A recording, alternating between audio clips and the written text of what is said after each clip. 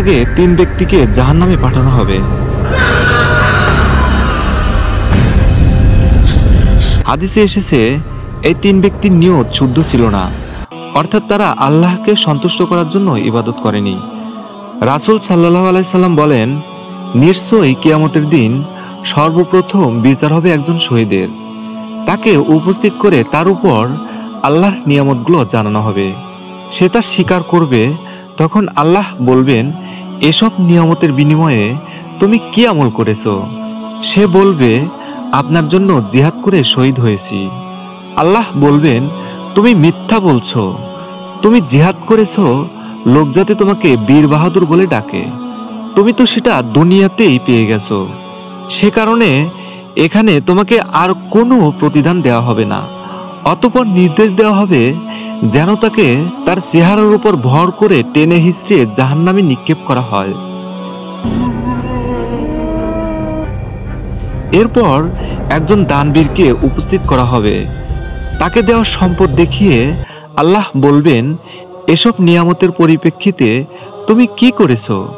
সে উত্তর দিবে, আমি আপনার সন্তুষ্টির উদ্দেশ্যে এই সম্পদগুলো আপনার পথে ব্যয় করেছি। তখন আল্লাহ বলবেন, তুমি মিথ্যা বলছো। তুমি দান করেছো যাতে লোকে তোমাকে দানবীর বলে। তুমি সেটি দুনিয়াতেই পেয়ে গেছো। সে কারণে এখানে আজ তোমার কোনো প্রাপ্য নেই। তাকেও জাহান্নামে নিক্ষেপ করা হবে। এবার একজন আলেমকে নিয়ে আসা হবে।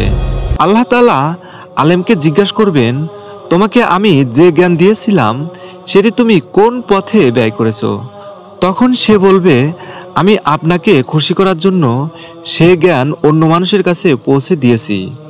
আল্লাহ বলবেন, তুমি মিথ্যা বলছো। তুমি এসব জ্ঞান অন্যদের কাছে পৌঁছে দিয়েছো যাতে লোকেরা তোমার প্রশংসা করে এবং তোমাকে প্রাধান্য দেয়। সেটি তুমি দুনিয়াতেই পেয়ে গেছো। তাই এখানে তোমাকে আর কোনো প্রতিদান দেওয়া হবে না। এরপর তাকেও টেনে হিঁচড়ে জাহান্নামে নিক্ষেপ করা হবে।